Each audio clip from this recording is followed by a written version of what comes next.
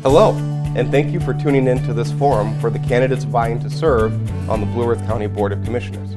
My name is Patrick Baker, and I am the Vice President for Greater Mankato Growth, and will be serving as the moderator for our forum today. For those of you that don't know about us, Greater Mankato Growth serves as the Chamber of Commerce and Economic Development organization serving our region.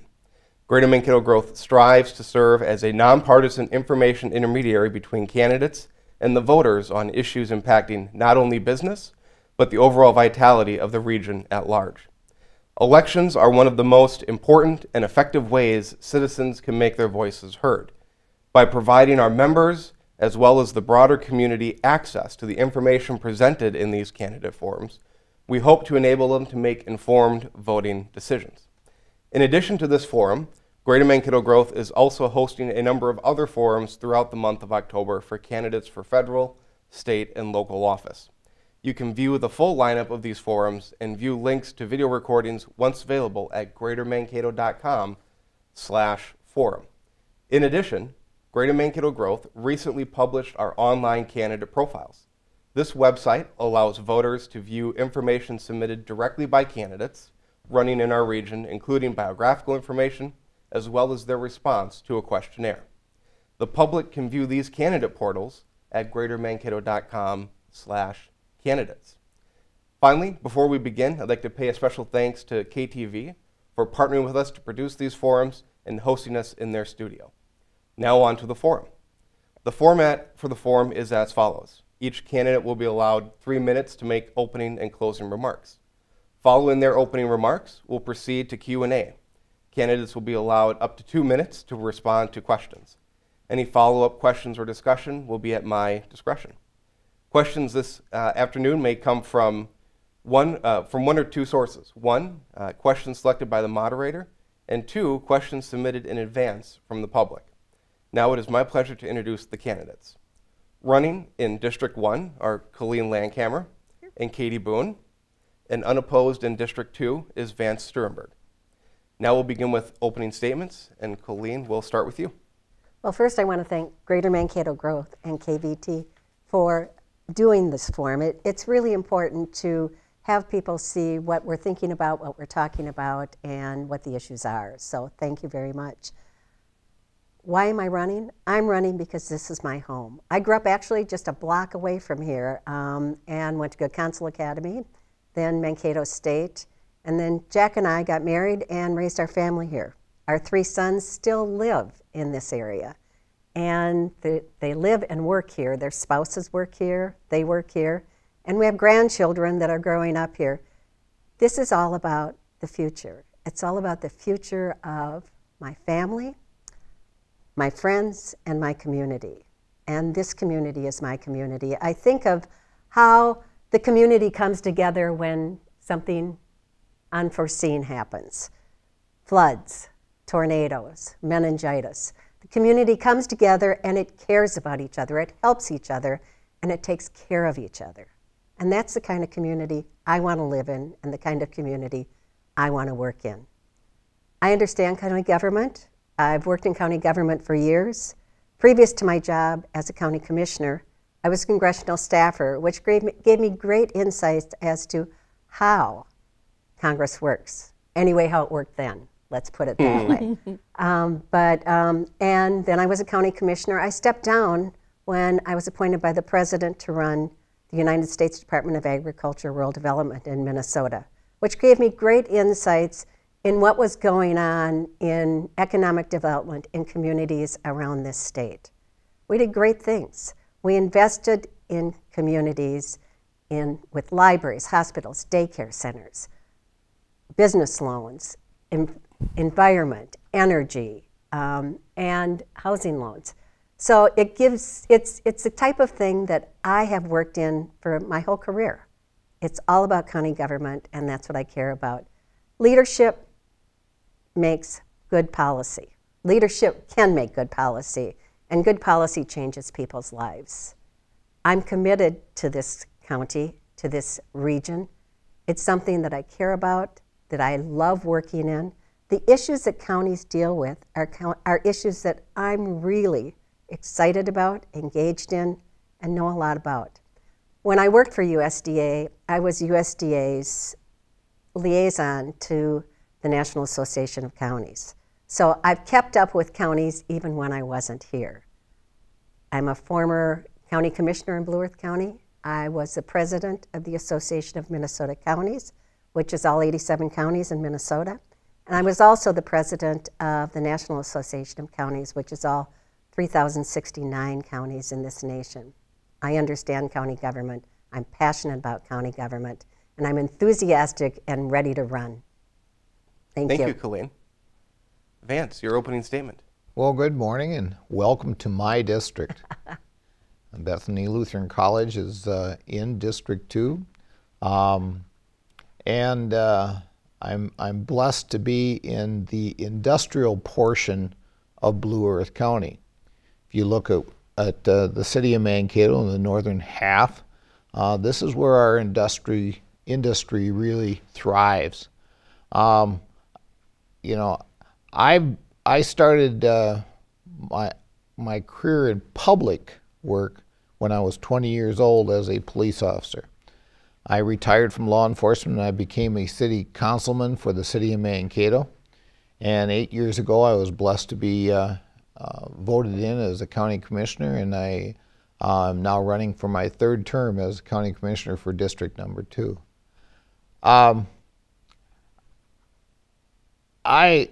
have worked to have good communications with people. You know, we here in Blue Earth County really thrive on communications. We want to be able to be open and transparent. We want to see what our government does and where it spends its money. And that's why I want to continue doing what I'm doing. I believe I have the experience of working with different governments, working with the city of Mankato, working with MnDOT.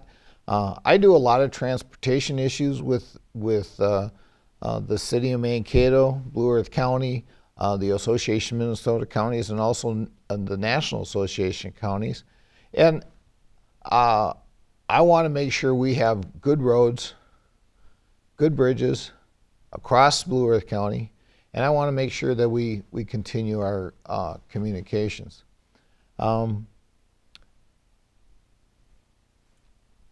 That's about it. Perfect. Thank you, Vance. Appreciate that. And Katie, your opening statement. Hello, I'm Katie Boone. I'm running for Blue Earth County Commissioner in District 1. And I see myself as bringing a new face, some fresh ideas, and real lived experience on the different areas that the county government provides. Over the last 17 years, I've been working at the intersections of nonprofit, government, and business. I bring a lot into the kind of thinking around strategic collaboration and innovation. And I really see a lot of strengths in where we're currently at as a community. I also know Blue Earth County is the youngest county in our state. And I think that that has a lot to do with college population, of course.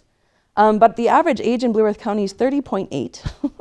And I think about what does that mean when it comes to this time right now as we continue to watch our region grow. We've continued to serve and grow as a regional hub in both healthcare, retail, manufacturing, and industry. And I think about a lot of the things that that growth means. It's bringing a lot of great opportunities, and with it comes a lot of challenges as well. And so with the experience that I have in working in creating new collaborative ways to kind of problem solve to meet community needs, and also working to strengthen small businesses by creating more access and equity for new and emerging businesses. And also as a young family starting off 19 years ago, we lived in affordable housing. We relied on childcare assistance and public programs. And so in that direct lived experience, I bring that as well as my work and professional experience to really help build and create pathways for individuals and families to move along that kind of self-sufficiency continuum.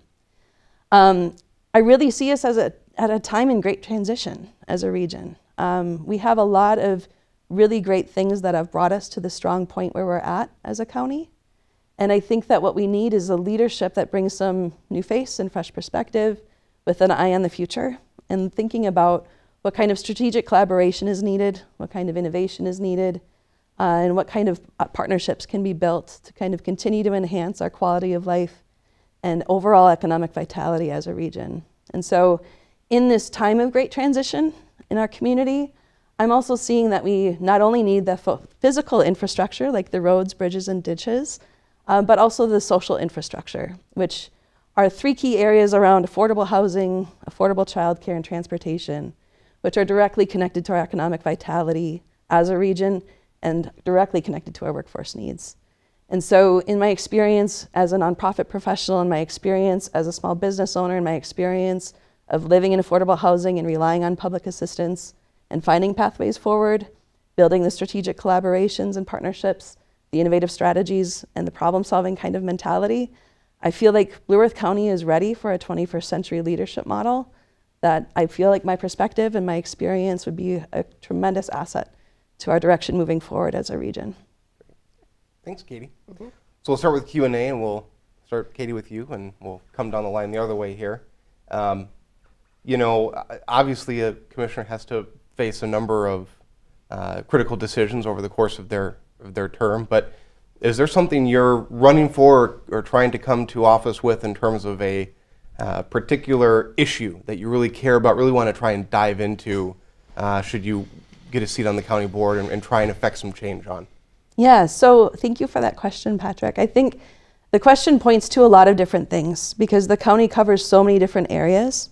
And so in the different things that I've noticed in door knocking and talking with different community leaders and department leaders and commissioners that are currently serving, I think what I'm seeing is that we have a lot going on as far as the growth and the opportunities. And it's very clear that that growth and opportunity kind of creates pressure on the systems that exist. And so you look at different ways on how the county has already built interdepartmental collaboration through the Yellow Line project, bringing together mental health services, chemical dependency kind of perspective, and understanding what people that continue to show up in the jail actually need to help alleviate some of the pressure on the jail. And I think that is a direction that's really wise. It's looking at how do we begin to build interdepartmental collaboration, how do we begin to innovate to really kind of address some needs and solutions. So some key areas I'm focusing on are looking at ways that we can continue to build and enhance affordable housing, strengthen affordable childcare. Currently there's 1,000 slots that need to get filled. And then also making sure that we have the transportation that we need to get people to and from work throughout the region and beyond just work as well. Like there's groceries, there's life that happens that transportation relies on. In addition to that, the other piece I'm looking at, so those three areas are kind of under economic vitality. The other area I'm looking at is quality of life. We've had a lot of wonderful programs and services provide that quality of life in our region. And what I'm noticing and seeing out there in the community is the direct need for continuing to extend and navigate people through the system. So what I'm looking at is an actual reimbursable and billable service through community health workers and being able to kind of extend the services of the county out into the communities that they could serve to help enhance the quality of life for all of the communities that exist here in Blue Earth County. Great, thank you. Vance, I think it's safe to say that you're probably going to win re-election. So in your next 4 years... I never take anything for granted. Never take anything for granted. Never take anything for granted. In your next 4 years, are there issues you want to dive into or things that you are really passionate about that you want to try and move the needle on? I've, Katie said pretty much a lot of what I've talked about.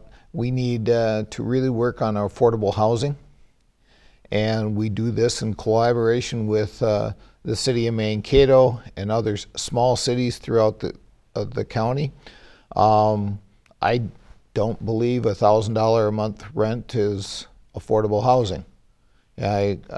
Somebody making a minimum wage or $15 an hour can't afford $1,000 a month rental. So I think the county and the cities need to work together in the state of Minnesota to try to get good affordable housing throughout the county. This will not only help the people that are making them, but it's going to help the industries. If we get a good affordable housing, the industry area, the business areas will be able to grow because there will be places for the people to live. We need child care. Child care is, of course, not just a Mankato, Blue Earth County issue. It's a national issue. People are having problems. We have some very positive things happening in child care. There's some new child care businesses going up downtown, but we need to really work on that. Blue Earth County, for our small cities, have opened up grants for people that want to either start a child care or expand their child care in the small cities across the county. This is positive. We need to work on it even more. Like I said, I'm kind of a roads and bridges guy. I do a lot of roads and bridges. We need to really work on our transportation. We need to work with the state and federal government and make sure Blue Earth County gets the money back from the state and federal government that we pay in. I have talked, I'm one of these nonpartisan guys. I've testified for both the Republican Party and I testified for the Democrat Party on different issues that really affect Blue Earth County here and having to do with roads and bridges. So we need to keep our eye on that. We need to keep our eye on how we're going to continue and really keep our roads and bridges so we're not driving down the road and tearing our bottom of our cars out on. So, great. Thanks, Vance. And Colleen, things that you're particularly passionate about that want to focus on if you get elected. The thing about county government, it's so broad, and you have to know something about everything in order to be successful. You also have to know where to go to get information. You've got your department heads that give you great information. You've got your administrator. You've got the community that you can talk to and see what's impacting them. But you also have to be involved at the state level, at the national level, because about 36% of the budget in Blue Earth County comes from property taxes. The rest comes from the state level and the federal level, and some fee-for-service is mixed in there. So having those relationships is really critical. The ability to talk to your legislators, not just our legislators, but legislators in general in St. Paul. The ability to interact with Congress. I've testified in Congress and in the legislature a multitude of times. In fact, Norm Coleman used to introduce me as Colleen Landkamer. You all know Little House on the Prairie, that's where she lives, Mankato, where they went shopping. So, I mean, having those relationships is critical. I've got strong relationships in Congress because there are many Congress people who were county commissioners. So having the ability to have those conversations, it doesn't mean you're going to get what you want, but it does mean that you can have the conversation. So I think those relationships, I think the community in general, being involved in forums, in just going to the Y and talking to people, the multitude of committees that county commissioners sit on, and the relationship with the city, the other counties around us, it's all about partnerships. It used to be that you could do it by yourself. You can't anymore. You have to build those partnerships. You have to figure out who can do what piece of what is needed in this community, and how do we work together to do that. Relationships are critical. I think that's what makes the world go round, is that relationship, relationship, relationship. You have to have great ideas. You have to be able to follow those through and make them work. But if you can't have the conversation, it's really challenging to get things done. So, you know, we talk about childcare. We talk about affordable housing. We talk about economic development in our communities. Those are the things that drive economic development. I sit on the Southwest Minnesota Housing Partnership Board, which is doing the Lamb Street redevelopment, which is going to have affordable housing, supportive housing, child care. Those are the things that I can help in our community by being on that board and talking about those things. We're also helping with Homestead, which isn't going to be affordable anymore. And so we're working to have that affordable again by bringing it under the umbrella of Southwest Minnesota Housing Partnership. Those are the things that can lift all boats for all intents and purposes in this community. So it's building relationships, but it's also being involved and engaged throughout the community, throughout the state, and throughout the nation. Great, thank you. Thanks. So we've talked about some of the priorities, but all of that has to do with money. You know, one of the most important things that a county commissioner does is set the budget, set property tax rates, as Colleen alluded to. How do you, as sort of a philosophical mindset, approach a budget? What makes it good? What makes it bad? Are you trying to, you know, fund additional programs or trying to keep a lid on property taxes? How do you philosophically approach that budget process? And Vance, we'll start with you on this one. Wow, philosophically approach it. When we start our budget process, it's usually started late spring, early summer. That's when we start our budget process for the next year. One thing we have in Mankato, in Blue Earth County, is we have growth. We have lots of people coming in, and this is all positive things, except with growth, with being the youngest county in the state of Minnesota, comes expenses. Health and Human Services expenses, criminal justice expenses. All these things add up, which causes our levy to rise, because we have to take care of people. That's what the county does. It takes care of people. Almost every fraction of your life, the county is involved with in one sense or the other. Starts as child care all the way up to Social Security issues. So the county is really involved with many things. Now, as the county goes, we think, oh, okay, we can, with the growth, we should be getting more taxes. And it does.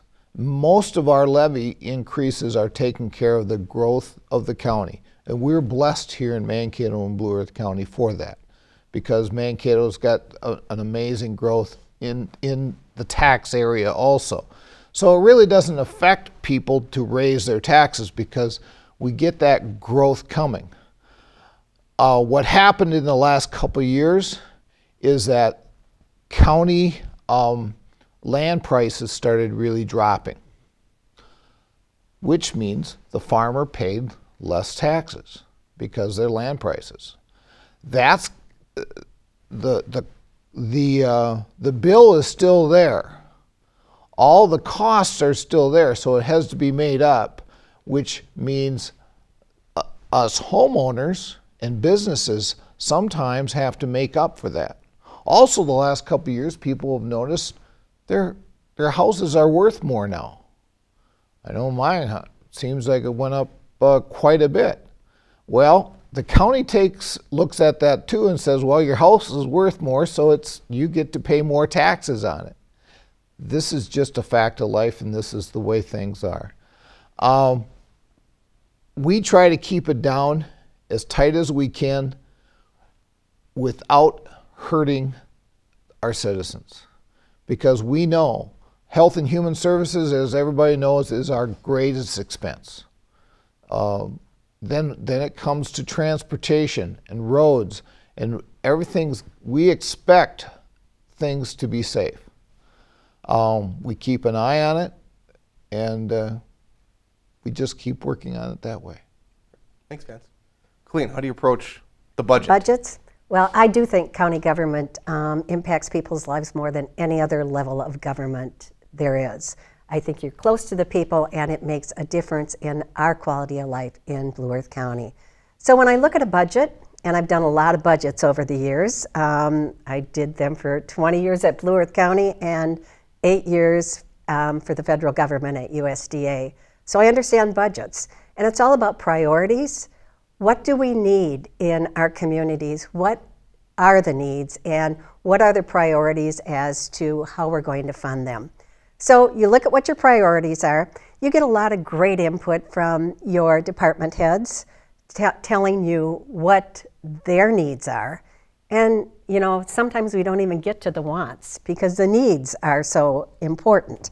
So prioritizing the needs of your community, and also looking at what unfunded mandates is the federal government and the state government passing down that they used to pay for and they don't anymore. So bringing all of that together, looking at the budget, looking at where you were last year, where you are, where you plan on being this year, what's up, what's down, and making sure that you put something in there for unexpected things happening, because they always do.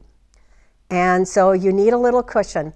I understand going into your reserve for a one-time expenditure, certainly not using all your reserve, but but not for ongoing things like staff, etc. I think Blue Earth County's always been pretty responsible in their budgeting. Nobody likes to pay taxes, let's face it, but it's part of life, and usually your taxes go up much less than your bread goes up, or your milk goes up, or your gas goes up. So when you look at it that way, thinking about the great services that you get in this community, I think it's money well spent. Great. Thanks. Katie, what's the budget look like in a 21st century leadership model that you alluded to? Ooh, like the reframe, Patrick. So for me, when I look at a budget, I think about the ecosystem around it. I think about all of the different moving parts and pieces. I also think about what's the strategic plan and vision for the direction that we're heading in the future. What are the needs versus the wants that we need to prioritize to make sure that we're not causing damage or harm to the people in the community that we're here to serve. And I also look at really wanting to understand the impact of these decisions. I think as both Vance and Colleen have stated, we've got a lot of strength in our financial stability as a county. And with that, we also have a lot of responsibility for this increased growth and the increased demands on the systems that exist currently. And so for me, when I look at a budget, it's looking at all the different kind of moving parts and pieces, looking at how do we be innovative and strategic and making sure that we're prioritizing the right actions to move forward with, understanding the impact it has on people's lives and the decisions that we make, and trying to be as fiscally responsible, efficient and effective, and continuing to move the stable ship forward. Great. All right, Colleen, we'll start with you with this next one. Yep. We've all talked about childcare a little bit. You know, obviously we're representing urban districts here for Mankato, for Blue Earth County. I know Vance mentioned the program that was started for the small cities. Right. What would you suggest as a strategy for the urban Mankato center from the perspective of the county to get engaged in that childcare issue? How can you really bend the curve on that? Before I start that, we are elected from a district, but we represent the whole county. So, I mean, I think that's really important to note. And I really appreciate what Blue Earth County has done in the smaller towns around here for childcare. It's really critical. How do we bend the curve, as you said, for childcare? How do we help in that arena? I think part of it is, as I said, using nonprofits, figuring out how we can assist those nonprofits either financially or maybe helping them get dollars from Minnesota Housing Finance Agency, HUD, other foundations to start a child care center. The woman who is starting the child care center on Broad and Main is doing a great job. She's got over 100 slots that she's going to have, and that's going to make a huge difference. Lamb Street, additional child care slots, that's going to make a difference. I know how hard it is to find child care. I have grandchildren, and my sons and their wives work. So all of a sudden, the child care provider decides she's going to work in retail or somewhere else, and they're left without a child care provider. And trying to find one is really, really difficult. So I think working through our human services, our partnerships with the city, with the nonprofits, with business. You look at what Glenn Taylor did up at Taylor Corp. He started a child care system up there so his employees had child care. I think those are some of the innovative and interesting ways to do that. You also have friends and family that are helping other people with child care. The county oversees and make sure that kids are safe and that they're in good places for childcare. So the county's connected in so many ways to childcare, and I think it's something that we have to continue to work on. I think we've got to be innovative on it. I like the business partnership. I like the nonprofits and the multitude of other partners that we could build in the childcare. Perfect. Thanks. We'll come back to you, Katie. Awesome. So I'm really passionate about this issue because it provided so much stability for my family while we were getting our feet on the ground. And so when I look at the childcare issue here in our community in Mankato, I think also what Colleen mentioned is like we serve in the district that we represent, and we represent also the larger, broader community within Blue Earth County. And so childcare for me is an opportunity for us to get innovative in a multi-sector approach and thinking about how to leverage nonprofit, business, and government resources to really meet the needs. I know with Cultivate Mankato, Candace is actually here today to watch this whole forum unfold. And in conversations with her, we've talked about, you know, a lot of these rural communities are seeing a complete and total shutdown of all of their home childcare providers. What does that mean in the urban and rural divide within Blue Earth County? And how do we take housing stock in rural communities and provide an incubator space to help train and support new childcare providers to kind of reinforce, re-enhance, reinvigorate, create a renaissance of childcare within the rural communities so that people have childcare where they're at and can get to work where they need to go. And so for me, it's a multi-sector approach. It's thinking creatively and collaboratively across all of the different sectors. It's recognizing that it is a very complex issue because there's a level of affordability that needs to be considered with that, along with quality, a level of training that's needed to help enhance that quality. And I think the county has a lot to do with that and thinking innovatively in regards to what the workforce needs, in regards to what childcare providers need, and in regards to what families and individuals in our community need. Great. And Vance? Well, of course, I've already talked about childcare, and I absolutely, I hate to come out and say the same thing these two amazing people have said, but we do need to do public-private partnerships. That is a huge issue. Work with the nonprofits, work with the people that are already doing that, and come out and find out how we can help. Now, sometimes that's not financially. Many times that's having personnel that have the contacts throughout the state of Minnesota and throughout the United States. And we have those people that work with Blue Earth County. We have those people that can make those contacts. One of my favorite sayings is, I'm not an expert on everything, but I know the people that are experts in certain things. In Blue Earth County, we have 12 different areas of the county that we have directors in. I can call them directly. I have their numbers right in my phone, and I make phone calls consistently saying, how do we do this? How can we work this out? We have an amazing director of our Health and Human Services, Phil Clausen. Me and him, I swear, we're on first, call basis many times because I'm calling him up and saying, Phil, how do we work this out? Direct me to the right person. This is where county commissioners can do the right thing. We can make those phone calls. We can get people connected, and we can help. I'm always for trying to get the right help for somebody that needs extra child care. I'm blessed that I don't have that issue myself right now. I'm far beyond that, but it is the problem's out there, and we need to fix it. And we need to fix it again. It's for not only the people that need the child care, it's for our economic system here in Mankato and Blue Earth County. It's for the businesses, it's for the industries, because if people don't have the child care, they can't go to work. Great. Thanks, Vance.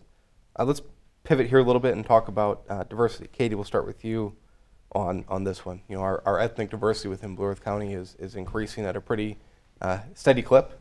What does this mean for our county, and what should the county be doing to ensure that these new residents are able to thrive in our community? I think that's a really powerful question, Patrick. And what comes up for me in this is my direct experience in working alongside diverse communities here in our community. So there was a conversation that we had in 2013 about what does it take to create a community where everybody feels they belong and can contribute. And the lessons learned in that were that there are tremendous language barriers to be able to access some of the programs and services that are available to folks, whether it's filling out your rental application or filling out your paperwork for medical assistance, childcare assistance, those types of things that can ensure that people have a place to live that's safe, that their children are taken care of in a quality childcare environment, and that they have employment opportunities to be able to contribute to our community. And so for me, when I think about the role of a county commissioner when it comes to the diversity of our community, I've seen a lot across this country about how communities don't do it quite right, and the damage that it causes, not only to the individuals and families that are impacted by that, but to the community as a whole. And so the perspective that I bring is lessons learned from working with 34 communities across the country, working here deeply within the communities that represent the East African, Somali immigrants, the Sudanese refugee, all of these folks, right? We've got tremendous language barriers in the systems that exist. And I think what we need to think about as a county is how do we begin to create equity and access to ensure that people understand how to navigate it and access the resources that are needed so that they can contribute to our community and have a sense of belonging and safety and growing their families up here in our region, because they are our future. They are filling a huge workforce need, and we need them just as much as they need us. Thank you. Vance, we'll go to you next. The big answer for everything there is respect. We need to respect everybody that's out there. We need to respect their culture, how they handle things, and we need to try to understand them as much as they need to try to understand how we do things. I have been worked with the Greater Mankato Diversity Board since its inception. I was on the first facilitating area in the Greater Mankato Diversity Council that taught diversity in our schools. We need to understand the other people. I think the big thing is get them involved, work with folks with other cultures so they are involved with the government process. They understand what's going on and respect them. We can't go out making fun of people just because we don't understand what they're doing. It's just not right. Thank you. Colleen. Diversity is our future. That's where our workforce is going to come from, and that's where our community's numbers are going to come from. I think partnerships are so key in this. I think of the Council of Churches. I think of the multitude of groups that are working with diversity. And I think, as Vance said, in the schools, it's so important. You know, I think of my aunt who lived in South Minneapolis, and she'd talk about those other people, but then her neighbors were all great. They were Hispanic, they were African, they were the rainbow, and she loved them. It was those other people she didn't understand. Well, none of us came from here unless you're African American. So, not African American, unless you're Native American, excuse me. So we all had to work together in order to be accepted. And I think that it's really critical for people to know each other, get to learn from each other, walk in other people's shoes. And that's not only with a different color skin, that's with different points of view, that's the multitude of things that we do in order to understand people that we don't know or that we do know. So I think it's partnerships, and I look at Margot down at the Council of Churches. They're doing great work, and there are a multitude of other places that are doing great work. I've been really fortunate because when I've done work nationally, there's been a lot of diversity, and I've gotten to appoint committees that dealt with diversity. So I think there are great opportunities for us, and it is our future. Great. Let's lighten it up a little bit. What feature or attribute of Blue Earth County do you admire most? When you get out and about, what just excites you about the county? And Vance, we'll start with you on this one. Doesn't even need to be county government related. Just, you know, what do you love about living in Blue Earth County? Well, number one, I love everything about Blue Earth County to start with. I mean, the people, the rural areas is the agriculture. I'm a farm boy from northern Minnesota. That's where I came from, is the Red River Valley up by Breckenridge, Minnesota. So I get out and feeling the dirt in my hands and stuff feels great. But I really love our park system. We have diamonds for parks in Blue Earth County. And if there's anything that's a hidden area that people probably don't know enough about, is the parks. We have 2 amazing RV parks which are run by the county, and we have a multitude of parks surrounding. Some are on lakes, some aren't, some are out in prairie land, but they're gorgeous. I would ask people to get out and really search out the parks in Blue Earth County. We're proud of them, and there's my 2 cents on what. Great, thanks. Colleen, what do you like most about Blue Earth County? Well, when you talk about parks, the Red Jacket Trail is just amazing. A jewel, I think. And it wasn't easy to do. It was extremely controversial, and it was pretty ugly. My 6-year-old son was fielding calls that said, "Your mother's ruining Blue Earth County."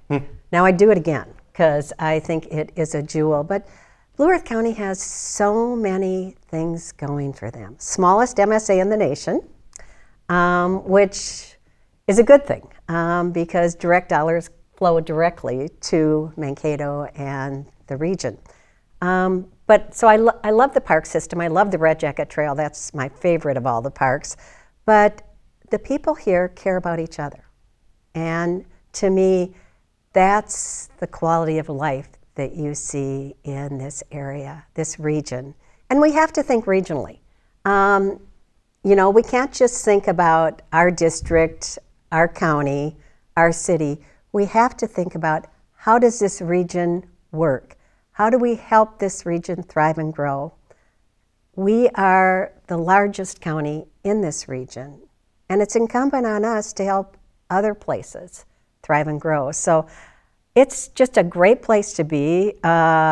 We've got great people who live and work here, and people who come in every day and expand the population here for our businesses. So I just like Blue Earth County.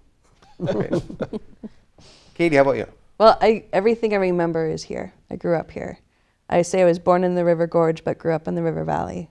Part of what I love most about Blue Earth County and why I've stayed and continue to work to enhance our quality of life here is because I've seen how collaboration makes a difference and creates a big impact. And I see how we're uniquely positioned in this region, not only with the beautiful geography and 7 rivers flowing through and 1 flowing out, but also with the business sector being strong and growing, with the nonprofit sector being strong and meeting needs, and the local government sector being very efficiently and effectively ran. And so my passion for staying here is when I'm able to go out into the woods and enjoy the trails out at Wildwoods County Park, or go on the Blue Earth River and actually see how the river's doing from the water itself. I connect to nature a lot, and so one of my passions is being able to kind of rejuvenate and refuel out into the parks and into the water. But also really my passion is the people here and the willingness that we have to problem solve and collaborate together to really enhance what we've got and continue to grow that going forward. Great. So one of the top issues that's come up at the state level and it impacts us locally is that of water quality. And I know obviously Blue Earth County plays a pretty critical role in ensuring that our water systems are are clean. What are your thoughts on that? Because I know we have this issue of, you know, ag versus urban versus homeowner, and who's causing the pollution. How do you balance, you know, in a county that has all of those attributes and sort of those responsible? How do you make sure that we can find something balanced that doesn't negatively impact any of those groups, but ensures that we have water quality for the long term? And I think Vance, we'll start with you on this one. Gee, thanks, Patrick. You're welcome. We have some amazing organizations here. We have some good farming organizations. We have other, quality, water quality and land quality organizations. The best thing that we can do as county commissioners is get people into one room and talk about what is best practices to make it all work. We need to understand with farmers is that we are feeding the world. As an agriculture area, we are feeding the world, and we don't want to set back the farmers for that reason. But we need to have good water quality. So what we have to do is find the best practices that won't hurt the farmer, that so we can continue getting good crops and good things coming from the land, but the things that are going through the water quality is going to be better. Whether that's going to be the state has put down buffer zones. There's been arguments on those buffer zones, but Blue Earth County is about 98% compliant already. So we are ahead of the rest of the state of Minnesota in compliance with our buffer zones. But we have to keep on looking, and we have some amazing people that work through Blue Earth County.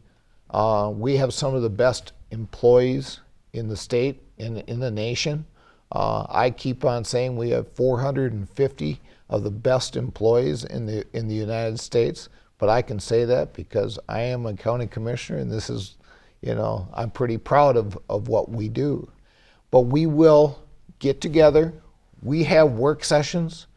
We get all the commissioners in one room. We have our environmentalists in the room, and we work on what's the best practices. Great. Katie, we'll come to you, then we'll finish up with All right. Colleen. Great. I think environmental stewardship is a very important responsibility that we have as both citizens and if I get elected as a commissioner. One of the things that I hear a lot about is that we have really high levels of nitrate and phosphorus in our water, which impacts the quality of our water. And as Vance was saying, we have to find ways where this isn't going to cause more tension or division among farmers on what's needed. And I think we do need to bring people together. I've got friends that have done some of that work in bringing together both farmers and fishers to have conversations about water quality. And the thing that's worked most in that work, from what they've experienced, is that when farmers and fishers get a chance to be in dialogue together and really hear each other and find ways that they can work together to improve and enhance the water quality. Because what we do here in Blue Earth County doesn't just impact Blue Earth County, it impacts everything downstream from us. And so we have a responsibility to be environmental stewards, not only for water quality and health and vitality, but for future generations as well. I don't know how many of you have gotten a chance to actually go on the river and actually experience what that's like from the river's perspective, but we do have some concerns around water quality. It's also affecting our aquifers and the level of things that are showing up in that. And so it's not just water quality, it's really about our health and our vitality as a region. And as we continue to go forward, I think we're going to need to be in much more dialogue and bringing together the parties that are interested in being a part of the solution with that. Colleen, your thoughts? Well, Blue Earth County has more miles of river than any other county in this state. So as Katie and Vance have said, it's a critical component. We actually started environmental services when I was on the board previously. there wasn't a piece like that, and it's critical. In my job at USDA, we did water and sewer systems. So I know how important that is. I know that the conversation of bringing people together is critical. You know, it's easy to say them and us, but when you're sitting in the same room, it's a little more difficult to do that. So how do we bring those conversations together? I truly believe farmers are concerned about the land, concerned about the water, and they want to do the right thing. Hunters want the same thing. Fishers want the same thing. I want clean water coming out of my tap. So, I mean, I think everybody believes in clean water. It's how do you get there? And you get there by bringing people together, collaborating, having discussions, having open and honest discussions, but making sure that they're civil discussions. Too frequently sometimes they're not civil, and everybody loses on that because then it just turns into a shouting match as opposed to trying to find the solution. So I'm all about solutions, coming together and figuring out how can we best make sure that we have clean air and clean water. Great, thank you. Thanks. So we'll get to closing statements now. We're at that time for our forum. Kate, we'll start with you and then we'll come this way. As you do your closing statement, I just want you to sort of respond to sort of a framing question. You know, say you get on the board and after your board term is done and the Free Press is writing the story about your time in office, what's that story going to say? Katie did, this, or she was really known for this. What do you want your legacy to be at the end, looking forward to the end of your time in office? We'll start here and come this way. I hope everyone can answer that legacy question as they contemplate their closing. I love that question, Patrick. So I'm going to answer it with a bit of a story. Because for me, my life has been about wanting to make a difference. When I reflect back, I was a young mom in the grocery store line, and I was separating my WIC items from my food stamp items. My son was an infant at the time, and he was very emotional because he was sensing my frustration and nervousness.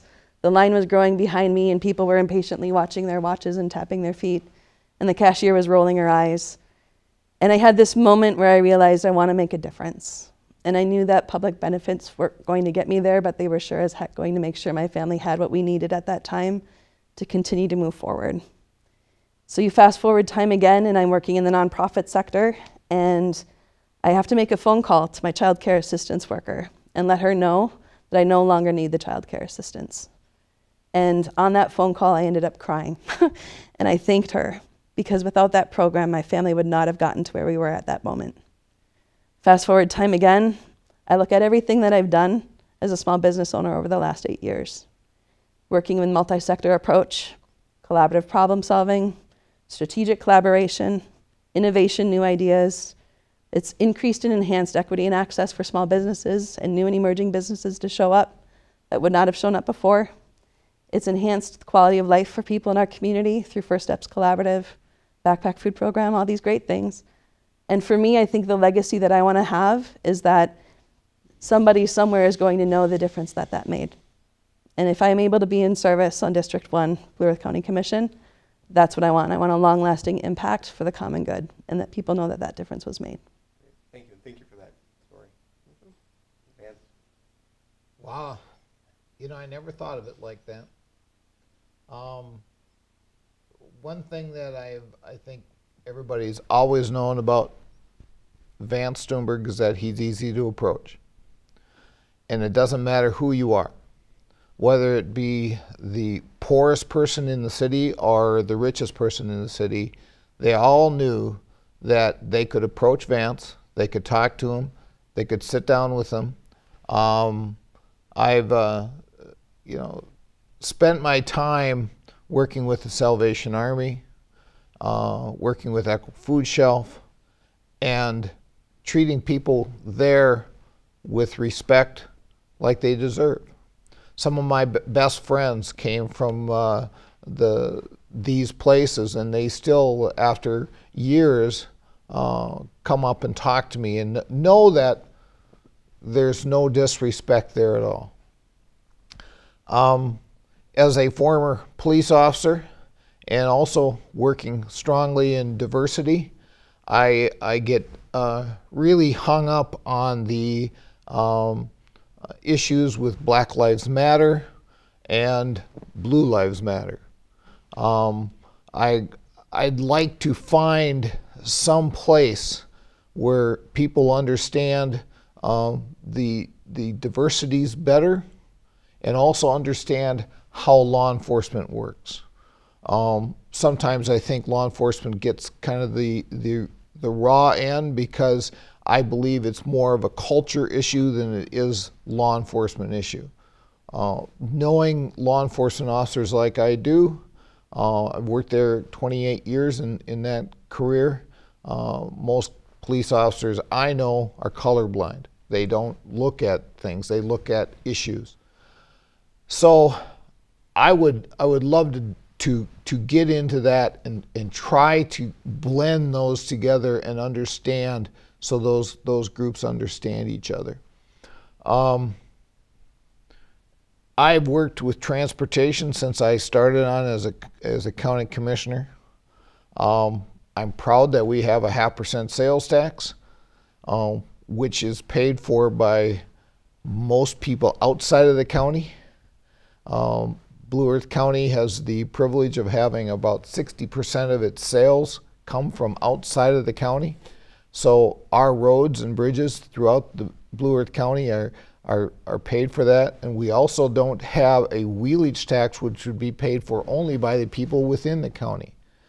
So I'm proud of that fact. I'm proud that I spearheaded getting that 0.5% sales tax. I'm not proud of the reason it happened.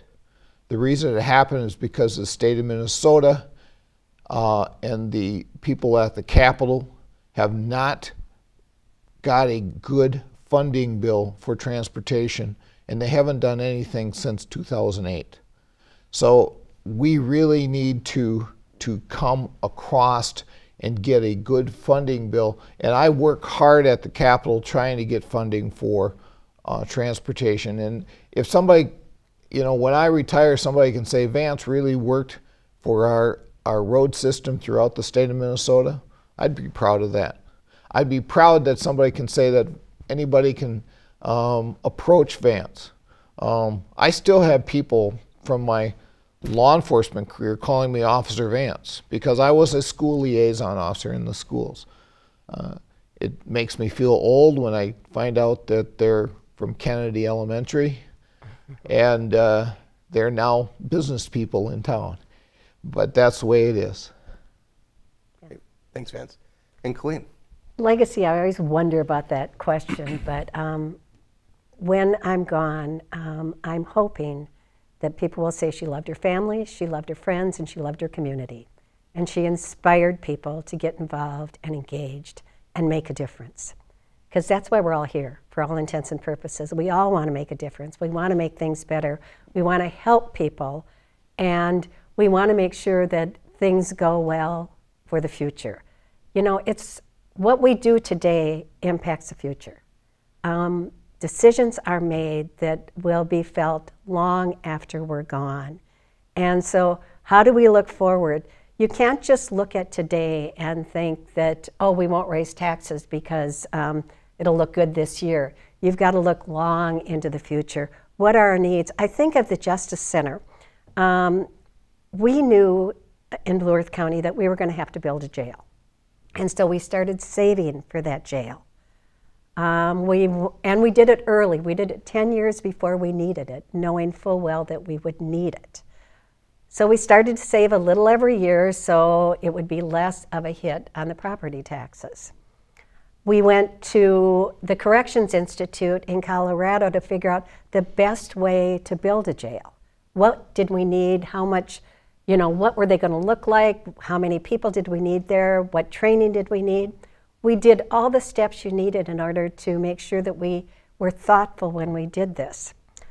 I was then in the leadership of the National Association of Counties. So as I went around to other states to talk about the National Association, I didn't go to one state where I didn't see 5 jails, where they wanted to show me their jails so we could learn from them and take that back.